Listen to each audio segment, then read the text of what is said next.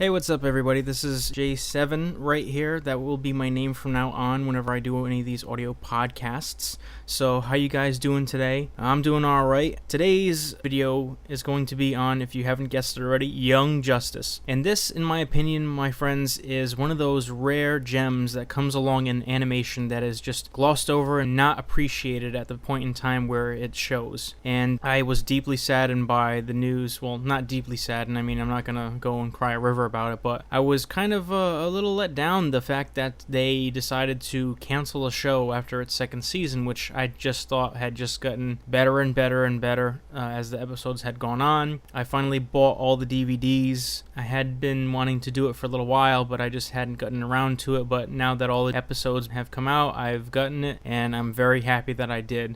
So the synopsis of the story is basically, it's about the proteges of many of the Justice League heroes that you know. So you have Aqualad, Robin, Superboy, Kid Flash, and Speedy, who is Green Arrow's protege before Artemis, Green Arrow's second protege, and Miss Martian. And basically what the whole show is about them learning to work as a team and kind of basically getting rid of that notion that they're just sidekicks and they're not really good for anything else but getting in trouble or just helping out the good guys. And this show just turns that notion right on its head. From the get-go, the show has an attitude and a maturity level that I did not expect. And one of the amazing things about the show is that the characters themselves, they aren't just, sidekicks, like I said. These are young heroes, and they're trying to find their place in the world of being superheroes, basically. They do covert missions, and they really, really do take on tough adversaries in the show. And the only shows that I can really compare it to of the same vein that I grew up on and that I really loved too would definitely have to be the original Batman series, but mostly the Batman Beyond show series, because again, you have these teenagers who are dealing with being heroes while trying to deal with their personal lives, and again, that attitude and that rock music soundtrack, that driving power behind the scenes and everything like that, and it's just unbelievably awesome. Now, what I love most about the show is that it takes a lot of liberties, and as you see in the story, it merges a lot of the original continuity of a lot of DC fans that we've come to know and love, as well as merge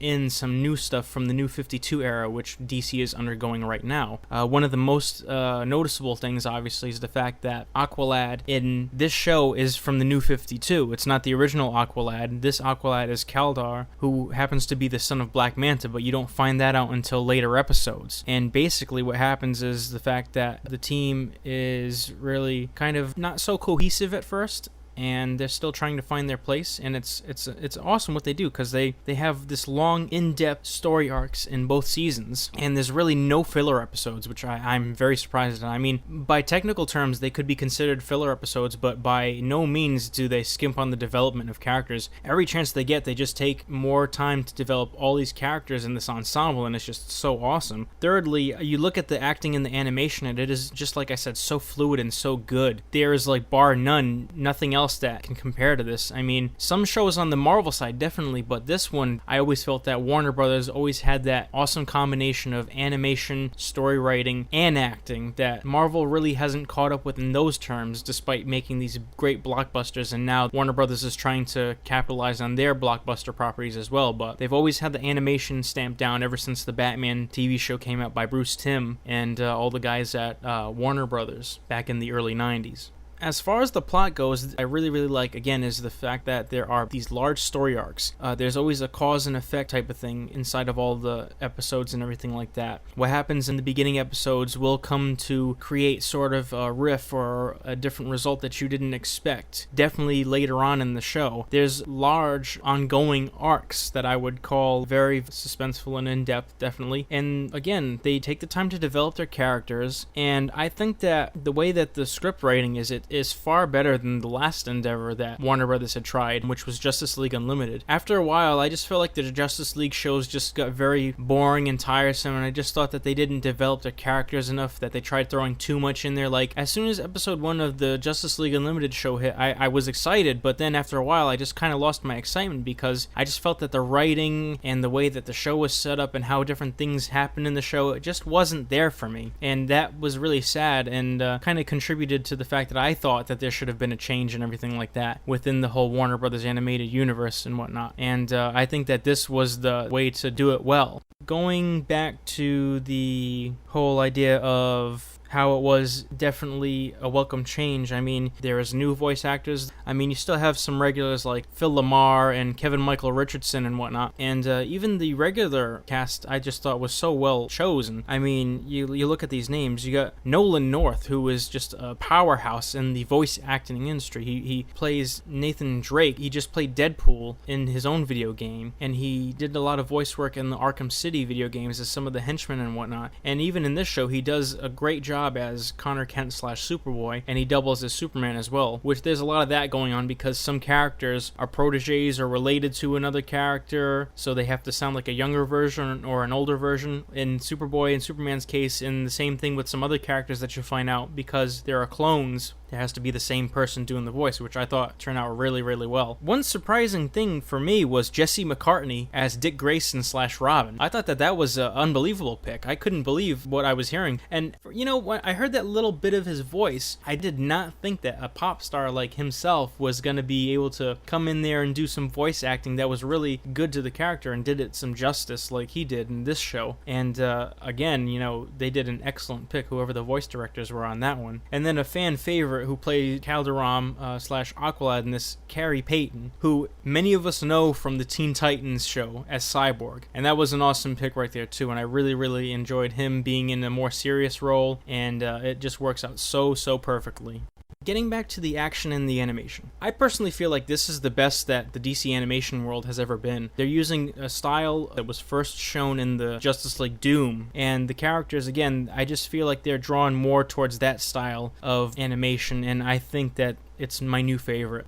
I just feel like after a while of watching Bruce Timm do his thing and do his thing well, and then see it kind of fall out of relevance, and when I kind of looked at Justice League Seasons 1 and 2, I was still on board. Justice League Unlimited Season 1, I was still on board. Justice League Unlimited Season 2, that's where I started kind of falling out of it because, of course, Bruce Timm, he's a great animator and he's great at producing and doing all these things and getting the purest sentiments for all these superheroes, but I just think a lot of the writing and everything didn't mesh well with the story like it does in this, and a lot of it really affected the animation style too, and I just think that the animation style was a little too basic for me after a little while. It was kind of like, I wasn't raised on Jack Kirby, I was raised on like Todd McFarlane and Greg Capullo and Jim Lee and all these other, modern comic book artists, and I think that the way that this show is set up kind of tailors more to me because it's a little more of a complex style that I really enjoy.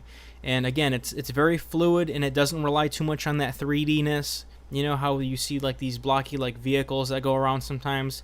Don't get me wrong, it does have some of that, but it doesn't use it to the point where it looks horrible and draggy and slow, like it'll just drag across the screen or whatever if there's vehicles coming around, and it'll look awkward and slow and out of place like some animations do these days. Now, again, like I said, this show is just one of my favorites because it reminds me of Batman Beyond.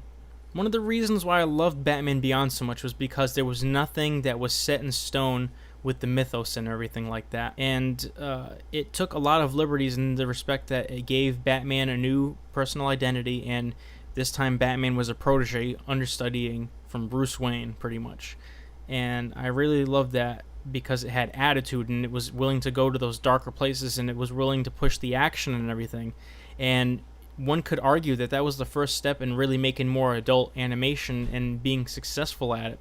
Because although Mask of the Phantasm, the old Batman cartoon, was PG and it was released in theaters, Batman Beyond Return of the Joker was the first one that had a PG-13 uncut version, and I went back and watched that, and I just thought, hey, this is I'm liking this. I'm liking this direction and everything. I'm liking this harder edge to the show. And it did rub off a little bit from the TV show itself because, again, the TV show wasn't afraid to show those hits, show those punches. And, again, the action and the animation in this show was bar none, top of the line in my opinion.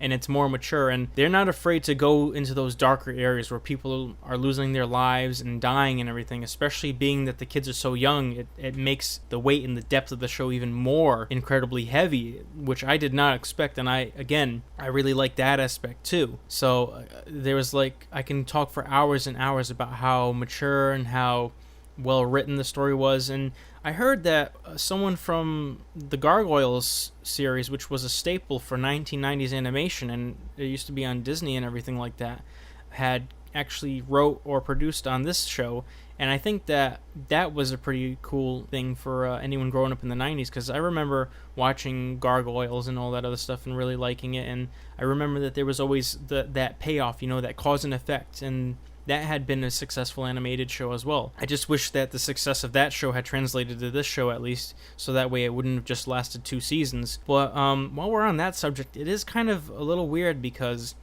the majority of the time, newer DC animations tend to last not very long.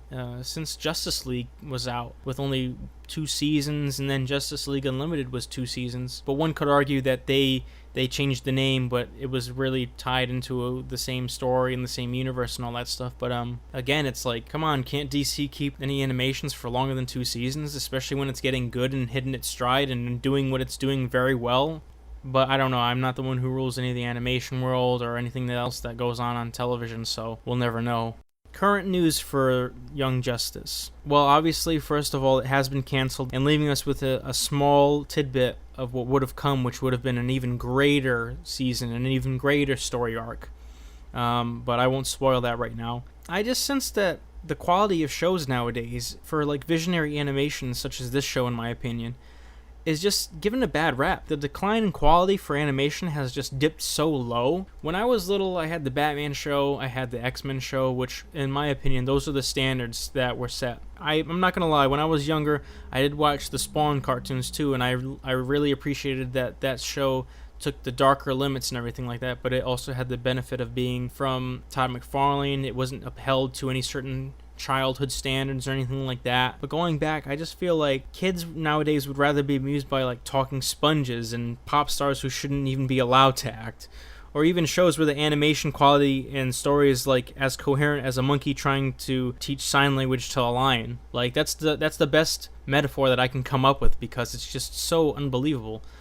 Not to name any shows because I don't want to get killed on YouTube over here, but it's just, there's no quality in animation anymore. And oh yeah, I know, I'm a superhero fanboy, but I just feel like I'm more tailored to the complex action and storytelling that really Young Justice was going for. And I think that the time slot that it had on the weekends really didn't do it justice, and I heard other people say that too as well. I mean, I always tried catching it when it was brand new, but I never managed to, so I always had to go on demand and find the new episodes and was dying to see what had happened next. I was just hooked. But I would highly recommend this for any comic book fan, any DC fan, any Warner Brothers animation fan. You don't have to be a huge fanboy. And if you're looking for that extra kind of mature but not so dark that you can't watch it with your kids step, this is the perfect cartoon for it. Again, you get the mature story writing, you get that continuity that only like big grand shows, like soap opera-esque shows, can pull off, without the tacky dramas and everything like that plague them nowadays. Now, again, like I said, I bought all the DVDs. There are 6 DVDs in total, but the good thing about the first season, the first part of season 1, is that they grouped volumes 1 through 3 into one pack now, which is cheaper to get it like that than to buy the first 3 DVDs, which only have a little bit of episodes on them, and then get the last 3, which actually have 2 discs in them. And yeah, it's at Target, Walmart, anywhere that you can really find a DVD, and they're not released on Blu-ray, unfortunately, but the quality is amazing. And in my opinion, I don't really find that animation really needs to be Blu-ray, as long as the sound's good and as long as the picture is awesome, because you can't really see any detail beyond, the color on the page and on the cells and all that other stuff whenever you're watching animation anyway. So it's more about the way it looks on DVD is pretty good, and the way it sounds is more important in my opinion. So, and I think at Target they're $10 a piece now, so unless they're the newer ones from season 2. So if you want to go over there and check them out, I highly recommend going and picking them up if you have spare 10 in your pocket or in your wallet, or if you don't mind seeing some good animation. And something I just found out before I recorded this too is that there's going to be a Young Justice Legacy. That is actually going to be a video game for all the major systems now. And I saw the trailer, and it's going to be in RPG game, and you get to pick through different characters, about 12 characters it said from the show, and you're going to be fighting villains and whatnot from the show. And it's actually written and produced, I'm assuming, from the writers and producers of the show itself.